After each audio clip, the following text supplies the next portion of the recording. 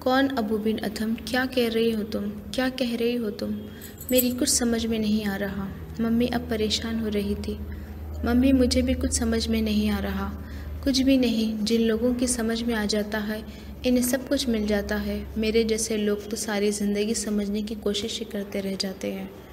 تمہیں پھر دورہ پڑ گیا ہے، پھر وہی جنون سوار ہو گیا ہے۔ اس کی ممی نے ایک گہری سانس لے کر کہا تھا۔ یہ جنون نہیں ہے ممی، یہ جنون نہیں ہے۔ وہ ایک دم کھڑی ہو گئی تھی۔ یہ جنون ہے۔ اس نے زمین پر پڑا ہوا جوتا انہیں دکھاتے ہوئے کہا۔ ایک عجیب سی وحشت اس پر سوار ہو گئی تھی۔ یہ جنون ہے۔ اب وہ اپنی قمیص پکڑ کر انہیں دکھا رہی تھی۔ یہ لاکھوں کی گاڑیاں جنون ہیں۔ اس نے پورچ کی طرف اشارہ کیا تھا۔ یہ کروڑوں کے گھر جنون ہیں۔ آئے میں آپ کو دکھاؤں اور کیا کچھ جنون ہے۔ وہ ان کا ہاتھ پکڑ کر کھینچتی ہوئی انہیں گھر کے اندر لے گئی۔ یہ کارپیٹ جنون ہے جن پر چلتے ہوئے ہمیں لوگوں کے پیروں میں چبھتے ہوئے پتھر اور کانٹے محسوس نہیں ہوتے۔ یہ عالی شان اور قیمتی فرنیچر جنون ہے جن پر بیٹھ کر ہمیں اپنا وجود بھی اتنا ہی عالی شان اور قیمتی لگنے لگتا ہے۔ وہ لاؤنج میں آ کر چلانے لگی تھی۔ تمہارا دماغ خراب ہو گیا ہے فلک؟ ممی اب گھبرا رہی تھی۔ ہاں ممی، میرا دماغ خراب ہو گیا ہے۔ میں پاگل ہو گئی ہوں۔ میرے اور آپ جیسے سارے لوگ پاگل ہی تو ہوتے ہیں۔ ہم لوگوں نے چیزوں سے اتنا عشق کیا ہے کہ اس دنیا میں رہنے والے انسانوں کی زندگی کو عذاب بنا دیا ہے۔ ہم سب پاگلوں نے مل کر، آئے میں دکھاؤں مجھے کن چیزوں نے پاگل بنایا ہے۔ وہ ایک بار پھر ان کا ہاتھ پکڑ کر کھینچتی ہوئی اپنے بیڈ روم میں لے آئی۔ روتے ہوئے اس نے ڈریسنگ ٹیبل پر رکھے ہوئے پرفیوم ان کی طرف اچھالنے شروع کر دیے تھے۔ یہ بھی جنون ہے ممی۔ میرے اور آپ جیسے لوگ اپنے اندر کی بدبو کو چھپانے کے لیے یہ پرفیوم خود پر انڈیلتے ہیں، اپنے چہرے اور وجود کو میک اپ سے رنگتے ہیں۔ اس نے اب اپنی وارڈروب کھول کر کپڑے باہر پھینکنے شروع کر دیے تھے۔ یہ ہے جنون ممی۔ یہ ابو بن ادھم جیسے لوگ لباس سے جسم کو چھپانے کا کام لیتے ہیں، ہمارے جیسے لوگ جسم کو دکھانے کا۔ یہ مہنگے کپڑے پہن کر ہمیں چیتڑوں میں پھرنے والے لوگ جانور لگتے ہیں۔ اس کی وحشت بڑھتی جا رہی تھی۔ یہ جنون ہے ممی۔ اب اس نے اپنی دراز کھول کر زیور کمرے میں اچھالنے شروع کر دیے تھے۔ یہ جنون ہے۔ یہاں کتنے لوگ ممی جو ایک وقت کے کھانے کے لیے صبح سے شام تک جانوروں کی طرح کام کرتے ہیں، پھر بھی بہت دفعہ انہیں کچھ کھانے کو نہیں ملتا۔ جو رات کو سوئے تو انہیں یہ بھی یقین نہیں ہوتا کہ صبح تک جھکی کی ہلتی ہوئی چھت ان کے گھر کو گھر رہنے دے گی یا ملبے کا ڈھیر بنا دے گی۔ ماجد جیسے بچوں کے لیے کوئی بچپن سرے سے ہوتا ہی نہیں۔ ان کی زندگی پیدائش سے مرنے تک صرف بڑھاپا ہوتا ہے، اور میرے جیسے لوگ روپیہ صرف زندگی کی بنیادی ضروریات پر ہی خرچ نہیں کرتے، پھر انہیں اپنے وجود پر زیور بنا کر لٹکا بھی لیتے ہیں، جسم کے ہر حصے پر، پاؤں میں، انگلیوں میں، کلائیوں میں، کانوں میں، ناک میں، گردن میں، ماتھے پر، سر پر۔ کیا حق پہنچتا ہے ممی مجھے اور آپ جیسے لوگوں کو یہ ظلم کرنے کا؟ کیا حق پہنچتا ہے؟ پھر ڈاکے کیوں نہ پڑے ہم جیسے لوگوں کے گھروں پر، دن دہاڑے سڑک پر ہمارا زیور کیوں نہ لوٹا جائے؟ وہ اب بلک کر رو رہی تھی۔ اس کی ممی دم بخود اسے دیکھ رہی تھی۔ اس نے آگے بڑھ کر بیڈ روم ریفریجریٹر کھول دیا تھا۔ یہ چیزیں ہیں ممی جنہوں نے مجھے پاگل کر دیا ہے۔ ان چیزوں کو کھانے کے بعد ہمیں روٹی کے سوکھے ٹکڑوں سے پیٹ بھرنے والے کیڑے لگتے ہیں، انسان نہیں۔ یہ سب خدا کی رحمت ہے، اس کا فضل ہے۔ وہ جسے چاہے دے۔ ہمیں دیا تو ہمیں اسے خرچ کرنے کا حق ہے۔ تمہیں شکر کرنا چاہیے کہ خدا نے تمہیں ان سب چیزوں سے محروم نہیں کیا۔ میمونہ پہلی بار بالا آخر ہمت کر کے بولی تھی۔ ممی، دولت فضل نہیں ہے، آزمائش ہے۔ کھانے کی چیزوں سے بھرا ہوا یہ فریج رحمت نہیں ہو سکتا۔ کپڑوں سے بھری ہوئی یہ وارڈروب رحمت نہیں ہو سکتی۔ جولری سے بھرے ہوئے یہ دراز اور روپیے سے بھرا ہوا یہ لاکر بھی رحمت نہیں۔ یہ گاڑیاں، یہ بنگلے، یہ سب کچھ رحمت نہیں ہے، فضل نہیں ہے ممی۔ اسراف ہے، کمینگی ہے، خود غرضی ہے، ذلالت ہے۔ آپ کے اور میرے پاس یہ رحمت اور فضل ہے تو اس گھر کے نوکر ہماری اترن کیوں پہنتے ہیں، ٹوٹے ہوئے کواڑوں میں کیوں رہتے ہیں؟ اس رحمت اور فضل کی حفاظت کے لیے جو گارڈ گیٹ پر کھڑے ہیں وہ ٹوٹی ہوئی سائیکلوں پر کیوں جاتے ہیں؟ اس گھر میں رہنے والے نوکروں کے بچے چیزوں کے لیے کیوں ترستے ہیں؟ ہم نے اللہ کی رحمت اور فضل میں سے انہیں کیا دیا؟ اپنی اترنی، بچھا ہوا کھانا، جھڑکیاں، تنخواہوں میں سے کٹوتی۔ آپ نے کبھی نوکروں کے بچوں سے پوچھا کہ وہ اسکول کس طرح جاتے ہیں؟ اگر پیدل جاتے ہیں تو آپ نے کبھی اپنی ان 10 گاڑیوں میں سے کسی ایک پر چند گھنٹوں کے لیے انہیں سفر کرنے دیا؟ اگر اسکول نہیں جاتے تو آپ نے کبھی جاننے کی کوشش کی کہ کیوں نہیں جاتے؟ میں سوچتی ہوں کاش اللہ مجھے کچھ نہ دیتا، پھر میں اس سے یہ سب کچھ مانگنے کا ہی صحیح، مگر اس کے اور میرے درمیان کوئی رشتہ تو ہوتا۔ 26 سال میں ایک بار ہی صحیح کبھی میں اس سے کچھ مانگتی تو، اور پھر وہ مجھے وہ چیز دے دیتا تو میں خوش ہو کر اسے اور یاد کرتی، اس کا شکر ادا کرتی، اور اگر وہ میری دعا قبول نہ کرتا تو بھی میں شکر کرتی، اس کی رضا پر خوش رہتی۔ اور یہ شکر گزاری، یہ صبر اسے کتنا خوش کرتا ممی۔ یہ لوگ جو ہمیں کیڑے اور جانور لگتے ہیں، یہ خدا کے نزدیک کیا ہے؟ کاش آپ کو بھی پتہ چل جاتا۔ وہ اب کارپٹ پر گھٹنوں کے بل گرے، دونوں ہاتھوں سے چہرہ ڈھانپے داڑھیں مار مار کر رو رہی تھی۔ میمونہ بے بسی سے اس کے پاس کھڑی تھی۔ اس عمر میں اکلوتی اولاد کو اس طرح خوار ہوتے بھی دیکھنا انہیں بے اختیار رونا آیا تھا۔ اگلے 3 ہفتے وہ ہاسپٹل رہی تھی۔ ایک بار پھر وہ نروس بریک ڈاؤن کا شکار ہو گئی تھی۔ اس بار پچھلی بار کی نسبت اس کی کیفیت زیادہ خراب تھی۔ جب تک وہ ٹرنکولائزرز کے زیر اثر رہتی سب کچھ ٹھیک رہتا، مگر جب بھی وہ ہوش میں آتی چیخنے چلانے لگتی، اس کے سر میں درد ہوتا، وہ دم گھٹنے کی شکایت کرتی، اس کی بھوک پیاس ختم ہو گئی تھی۔ 3 ہفتے بعد آہستہ آہستہ وہ نارمل ہوتی گئی تھی۔ شیر افغان ڈاکٹر سے مشورے کے بعد اسے گھر لے آئے تھے۔ انہوں نے سوچ لیا تھا کہ وہ اسے امریکہ بھجوا دیں گے۔ ان کا خیال تھا کہ ماحول کی تبدیلی اس کی ذہنی حالت کو بہتر کر دے گی۔ اس صبح میمونہ نے اسے کمرے سے کچھ بیگز کے ساتھ نکلتے دیکھا تھا تو وہ ہول گئی تھی۔ کہاں جا رہی ہو فلک؟ تھوڑی دیر میں آ جاؤں گی ممی۔ وہ آج خلاف معمول بہت بہتر پرسکون لگ رہی تھی۔ مگر جا کہاں رہی ہو اور ان بیگز میں کیا ہے؟ میمونہ کو تسلی نہیں ہوئی تھی۔ میری چیزیں ہیں، کسی کو دینے جا رہی ہوں۔ کس کو دینے جا رہی ہو؟ جن کو ضرورت ہے۔ میں دیکھنا چاہتی ہوں ممی، ان چیزوں کے بغیر کیسے رہا جاتا ہے۔ کل رات میں نے ایک کتاب میں پڑھا تھا کہ جن کا دل مومن ہوتا ہے وہ خدا کے نام پر کچھ بھی دے سکتے ہیں، کسی ملال کے بغیر۔ میں دیکھنا چاہتی ہوں ممی، کیا میرا مومن کا دل ہے؟ کیا اپنی بہترین اور پسندیدہ چیزیں دوسرے کو دینے پر مجھے ملال ہوتا ہے؟ میمونہ اسے روکنا چاہتی تھی مگر وہ کامیاب نہیں ہوئی تھی۔ وہ چلی گئی تھی۔ وہ جو کرتی ہے اسے کرنے دو۔ اگر یہ سب کرنے سے وہ ٹھیک ہو سکتی ہے تو یہ سب کچھ مہنگا نہیں ہے، دے دینے دو جو دے دینا چاہتی ہے۔ اس کے جانے کے بعد انہوں نے گھبرا کر شیر افغان کو فون کیا تھا اور انہوں نے اسے یہ جواب دیا تھا۔ وہ خاموش ہو گئی تھی۔ پھر یہ سب کئی ہفتے ہوتا رہا تھا۔ اس نے اپنی تقریباً تمام چیزیں مختلف اداروں کو عطیہ کر دی تھی۔ وہ روز صبح گھر سے پیدل نکل جاتی، کبھی SOS ولیج جا کر پورا دن وہاں بچوں کو پڑھاتی رہتی یا پھر چھوٹے بچوں کو سنبھالتی، کبھی فاؤنڈیشن ہاؤس جا کر شیزوفرینیا کے مریضوں کی دیکھ بھال کرتی۔ زندگی میں پہلی بار اس نے ویگنوں میں سفر کرنا سیکھا تھا، لوگوں کے ہجوم میں دھکے کھاتے ہوئے، سکڑتے سمٹتے ہوئے، اپنے لیے جگہ بناتے ہوئے۔ اس نے اس تکلیف کو محسوس کیا تھا جو اس کے ارد گرد نظر آنے والے عام لوگوں کا مقدر تھی۔ زندگی میں پہلی بار وہ اپنی چیزیں خریدنے ان معمولی بازاروں کی چھوٹی چھوٹی دکانوں میں جانے لگی تھی، پہلے جس کے تصور سے بھی اس کا دم گھٹتا تھا۔ اپنے وجود کو سرے سے پاؤں تک ایک سیاہ چادر میں چھپائے وہ لوگوں کے چہرے حسرت سے دیکھتی، ہر چہرے کو دیکھ کر اسے یوں لگتا جیسے اللہ اس سے ہی محبت کرتا ہوگا۔ اس دن اپنے گھر کی طرف آتے ہوئے اسے اچانک کچھ یاد آیا تھا۔ اس نے سڑک پر چلتے ہوئے اچانک پیروں سے چپل اتار کر پیدل گرم سڑک پر چلنا شروع کر دیا تھا۔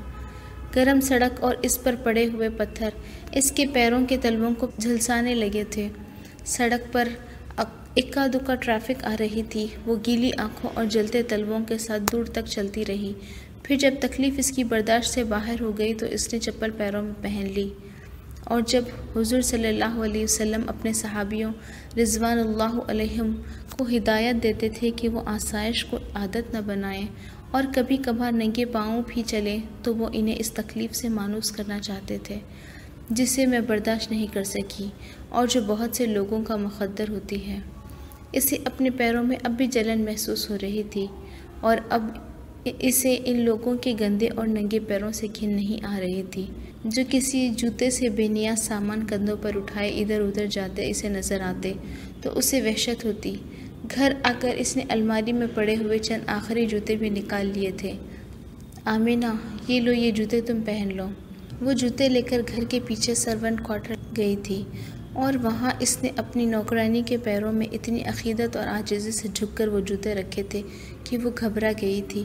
اس سے پہلے کہ وہ اپنی مالکہ سے کچھ کہتی وہ وہاں سے آ گئی تھی۔ بی بی کے دماغ کو واقعی کچھ ہو گیا ہے۔ آمینہ نے نئے جوتے اٹھاتے ہوئے ہمدردی سے اپنی مالکہ کے بارے میں سوچا تھا۔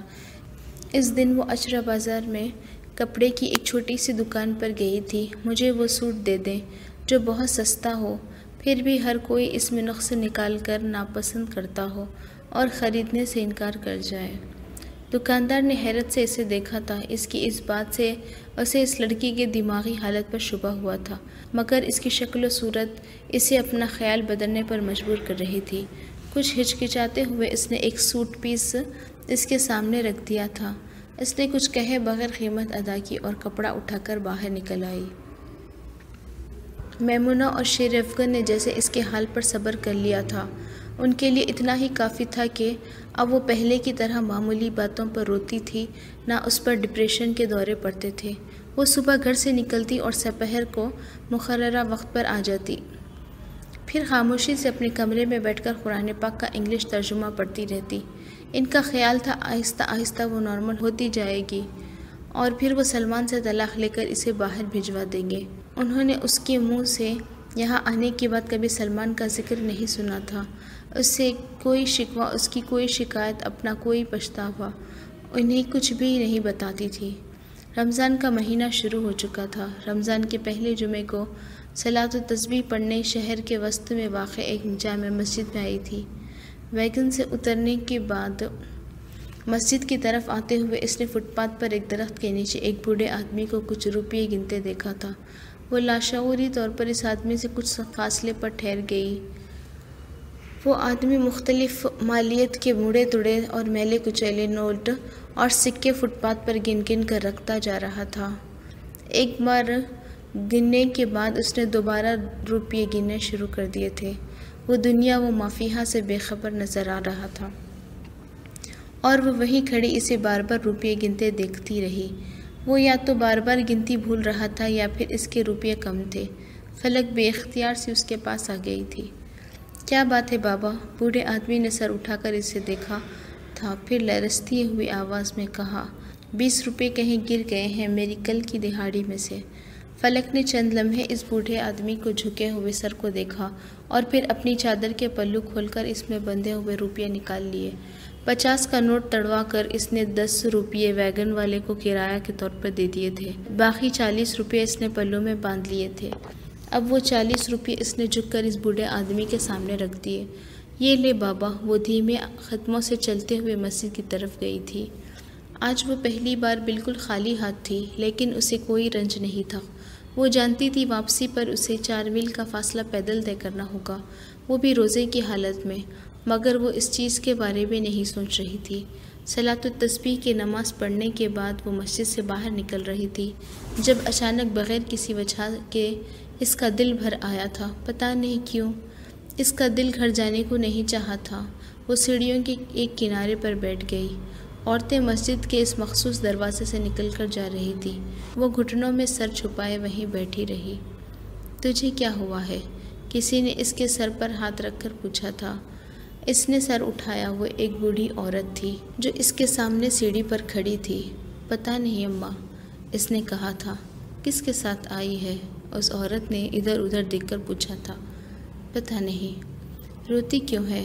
اس عورت کی نظر اب اس کے چہرے پر تھی۔ یہ بھی پتہ نہیں۔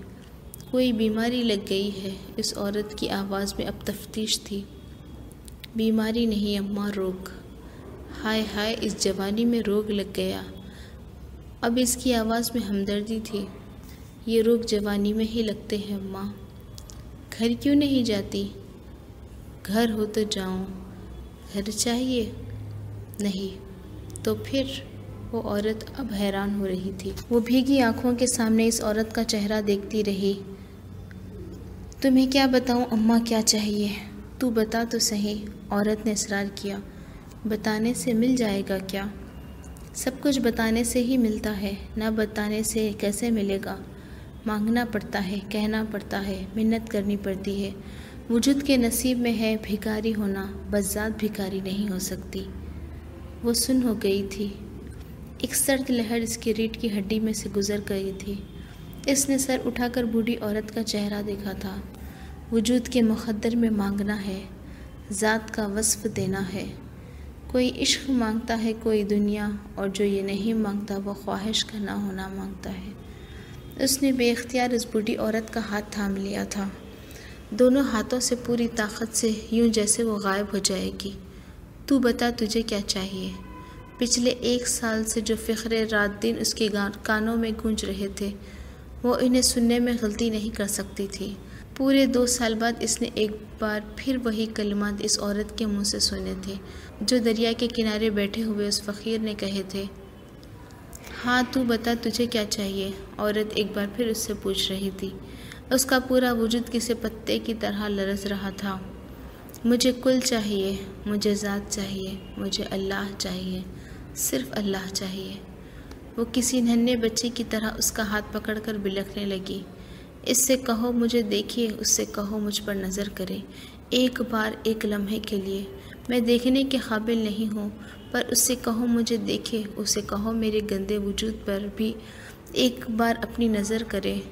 اسے تو ٹھوکر مارنا نہیں آتا، اسے تو دھتکارنا نہیں آتا، وہ تو فرق نہیں کرتا، وہ تو آس نہیں توڑتا۔ اس نے اب عورت کا ہاتھ چھوڑ کر اس کے آگے اپنے ہاتھ جوڑ دیے تھے۔ تجھے بنایا ہے اس نے تو کیا تجھے چھوڑ دے گا؟ کبھی ماں میلے میں بچے کی انگلی چھوڑتی ہے؟ اگر چھوٹ بھی جائے تو بچہ اتنا بے قرار نہیں ہوتا جتنا ماں ہوتی ہے۔ پھر اللہ انسان کو کیسے چھوڑ سکتا ہے؟ تجھے کیسے چھوڑ سکتا ہے؟ اس کی نظر میں جو ایک بار آ جاتا ہے ہمیشہ رہتا ہے۔ اس نے اس عورت کے منہ سے ایک بار پھر وہی لفظ سنے تھے۔ اس نے سیڑھی سے ٹیک لگا لی۔ ایک عجیب سی ٹھنڈک اسے اپنے حصار میں لے رہی تھی۔ بہت گہرا سکون اس کے اندر اترتا جا رہا تھا۔ اس کے آنسو تھم گئے تھے۔ گھر جا، اب اور کیا چاہیے تجھے؟ اس عورت نے ایک بار پھر اس سے کہا تھا۔ اس نے گہرا سانس لے کر آنکھیں بند کر لی تھی۔ چلی جاؤں گی اماں، اب واقعی اور کیا چاہیے؟ بڑبڑاتے ہوئے اس نے آنکھیں کھول دی۔ سامنے سیڑھی پر کوئی بھی نہیں تھا۔ وہ عورت غائب ہو چکی تھی۔ وہ پرسکون انداز میں وہیں بیٹھی رہی۔ اس نے اسے تلاش کرنے کی کوشش نہیں کی تھی۔ وہ آئینے کے سامنے کھڑی ہو گئی تھی۔ بہت عرصے بعد اس نے آئینے کے سامنے کھڑے ہو کر اپنے وجود کو دیکھا تھا۔ 1 سال نے کتنی بہت سی تبدیلیاں کر دی تھی، ہر چیز میں، باطن میں، ظاہر میں۔ اس نے منہ پر پانی کے چھینٹے مارے تھے۔ آئینے کے سامنے کھڑے ہو کر اس نے دائیں ہاتھ سے چہرے کے ہر حصے کو چھوا تھا۔ آج کچھ بھی دل فریب نہیں لگ رہا تھا۔ آج پہلے کی طرح اپنا وجود آئینے میں دیکھ کر اس پر سحر نہیں ہو رہا تھا۔ اسے ایک عجیب سے خوشی کا احساس ہوا تھا۔ پورے 1 سال بعد وہ آج بیوٹی پارلر گئی تھی۔ ممی کے ساتھ وہ بہت خوش تھی۔ اس کے نارمل ہو جانے پر ممی نے اس کا فیشل کروایا تھا۔ پلکنگ، تھریڈنگ، بلیچنگ، وہ آئینے میں اپنا چہرہ دیکھتی رہی تھی۔ اس نے پہلے کی طرح بیوٹیشین کے کام میں بار بار مداخلت نہیں کی تھی، نہ ہی کوئی اعتراض کیا تھا۔ بیوٹی پارلر سے نکلتے ہوئے اس نے جسم کی گرد لپٹی ہوئی چادر کو ایک بار پھر اچھی طرح لپیٹ لیا تھا۔ میمونہ کے ماتھے پر کچھ شکنیں ابھری تھی۔ کوئی بات نہیں، آہستہ آہستہ ٹھیک ہو جائے گی، انہوں نے خود کو دل ہی دل میں سمجھایا تھا۔ تم نے اپنی اسکن کا ستیہ ناش کر لیا ہے، گاڑی میں بیٹھ کر انہوں نے فلک سے کہا تھا۔ اس کے چہرے پر ایک پرسکون مسکراہٹ ابھری تھی۔ اللہ نے میرے دل کے داغ صاف کر دیے ہیں، چہرے کی مجھے فکر نہیں ہے۔ میمونہ خاموش رہی تھی۔ وہ نہیں چاہتی تھی وہ دوبارہ پہلی جیسی باتیں کرنے لگے، اور اب وہ آئینے کے سامنے کھڑی دیکھ رہی تھی اسی وجود کو جس سے اسے عشق تھا، فخر تھا، اور اب سب کچھ جیسے دھواں بن کر اڑ چکا تھا۔ عشق بھی، فخر بھی۔ وہ ایک گہری سانس لے کر آئینے کے سامنے سے ہٹ گئی۔ فلک، فلک، سلمان آیا ہے۔ ایک دم میمونہ اس کے کمرے میں آئی تھی۔ خوشی ان کے پور پور سے جھلک رہی تھی۔ اس نے ایک لمحے کو نظریں اٹھا کر انہیں دیکھا تھا، پھر نظر ہٹا لی۔ جانتی ہوں ممی کہ وہ آ گیا ہے، جانتی تھی کہ وہ آ جائے گا۔ وہ اس عورت کو طلاق دے آیا ہے، معافی مانگی ہے اس نے، کہتا ہے تمہیں لینے آیا ہے۔ میمونہ نے ایک ہی سانس میں سب کچھ کہہ دیا۔ برا کیا اس نے، चंद लम्हे माँ के चेहरे को देखने के बाद उसने कहा था, ठीक किया उसने, बिल्कुल ठीक किया। उस औरत के साथ यही होना चाहिए। तुम्हें क्या पता उसने किस तरह दोनों हाथों से इसका रुपया लुटाया है। तुम तो। मैमूना इश्तियाल में बोल रही थी। उसने हाथ उठाकर बड़ी मुलायमत से इनकी बात काटी थी। मम्मी बस आप चुप हो जाएं, कुछ ना कहें, ना उस औरत के बारे में, ना रुपये के बारे में, ना सलमान के बारे में। वो तुमसे मिलना चाहता है। वो चंद लम्हों की खामोशी के बाद मैमूना ने उससे कहा था, भेज दें उसे। वो अब भी इसी तरह पुरसुकून थी। मैमूना मुस्कुरा कर कमरे से निकल गई। पूरे 1 साल बाद दरवाजे से वो वजूद अंदर आया था जिसे देखकर उसकी धड़कन रुक जाया करती थी, जिसके चेहरे से वो कोशिश के बावजूद नज़रें नहीं हटा सकती थी, जिसकी आवाज़ इसकी जहन में नहीं दिल में गूंजती थी, जिससे चंद लम्हों से ज़्यादा नज़रें मिलाए रखना उसके लिए बहुत दुश्वार हो जाता था। आज ऐसा कुछ भी नहीं हुआ था। ना दिल धड़कना भूला था, ना उससे नज़र मिलानी मुश्किल हुई। वो पुरसुकून अंदाज में उसे कमरे में आता देखती रही। वो शर्मिंदा था या उसके चेहरे से आया था। अस्सलामु अलैकुम, गुफ्तगू में पहल इसने की थी। वो चौंका था। वो हमेशा हेलो कहकर मुखातिब होती थी। अब चंद लम्हों के लिए वो कुछ नहीं बोल सका था। फिर उसने कुछ झिझकते हुए वालेकुम अस्सलाम कहा था। बैठ जाओ। वो किसी मामूल की तरह सोफ़े पर बैठ गया। कैसे हो? वो अब हैरान हो रहा था। ठीक हूँ, तुम कैसी हो? उसने जवाबन पूछा था। बहुत अच्छी हूँ। उसने सर उठाकर उसे देखा था। सियाह कॉटन के लिबास में मलबूस वो सियाही रंग की चादर ओढ़े हुए थी।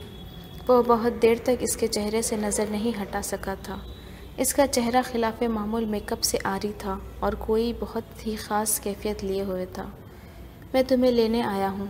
जानता हूँ मैं ये बात कहने का हक़ नहीं रखता, मगर फिर भी मैं तुमसे माफ़ी मांगना चाहता हूँ उस सब के लिए जो मैंने किया। मैं नहीं जानता मैंने ये सब कैसे किया है, मगर इसने धीमी आवाज़ में कहना शुरू किया था। तुम्हारी जुदाई ने मुझे जिस चीज़ से नवाजा है, उसके आगे मेरे लिए सलमान अंसर या किसी की भी कोई अहमियत नहीं। 26 साल के बाद मैंने 1 साल अल्लाह के साथ गुजारा है और इस पूरे साल में मेरा ध्यान किसी और की तरफ गया ही नहीं, तुम्हारी तरफ भी नहीं। मुझे कोई दुख, कोई अफसोस नहीं है कि 1 साल के लिए तुमने मुझे जो कुछ दिया वो 26 साल नहीं दे सके। मैंने तो इस पूरे साल तुम्हारे बारे में सोचा ही नहीं है। तुम किसके साथ थे, क्यों थे, इस सब का ख्याल नहीं आया। फिर तुम क्यों शर्मिंदा हो? वो बहुत देर तक कुछ बोल नहीं सका था, सिर्फ इसका चेहरा देखता रहा। मेरे साथ चलो फलक, मैं तुम्हें लेने आया हूँ। फलक ने उसे देखा था। क्या मेरे लिए इस शख्स की अहमियत इस कमरे में लटके हुए पर्दों, कारपेट, सोफ़ा, बेड, फ्रिज जैसी नहीं हो गई? चीज़ें हैं तो है, ना हो तो ना सही। और मैं किसी ज़माने में इस शख्स से इतना इश्क करती थी कि इसके अलावा मुझे कुछ नज़र ही नहीं आता था, और अब मुझे ये शख्स नज़र नहीं आ रहा। इसने सोचा था और एक हल्की सी मुस्कुराहट इसके चेहरे पर नमूदार हुई थी। मैं चलूँगी तुम्हारे साथ, लेकिन तुम्हें कुछ बताना चाहती हूँ। जिस फलक से तुमने 4 साल पहले शादी की थी वो मर चुकी है। आज तुम जिसे अपने साथ ले जाना चाहते हो वो कोई और है। इस फलक के लिए सब कुछ तुम थे, मेरे लिए सब कुछ अल्लाह है। उस फलक के पास सिर्फ ज़ाहिर था, मेरे पास सिर्फ बातिन है। वो तमाशा देखना भी पसंद करती थी, बनना भी। मुझे ये दोनों चीज़ें पसंद नहीं हैं। वो सोसाइटी में ज़िंदगी गुजारती थी, मुझे घर के अंदर गुजारना है। उसे ना ऐब छुपाना आता था ना जिस्म। मैं दोनों को छुपाना चाहती हूँ। तुम अगर इन सब बातों के बावजूद मुझे साथ ले जाना चाहते हो तो ठीक है, वरना वापस चले जाओ। अपनी और मेरी ज़िंदगी तबाह करने की कोशिश न करो। वो बारी बारी अपने सारे मोहरे आगे बढ़ाती गई थी। मुझे तुम्हारी किसी बात पर एतराज़ नहीं होगा, सिर्फ तुम मेरे साथ चलो। उसने सलमान को कहते सुना था और वो खड़ी हो गई थी।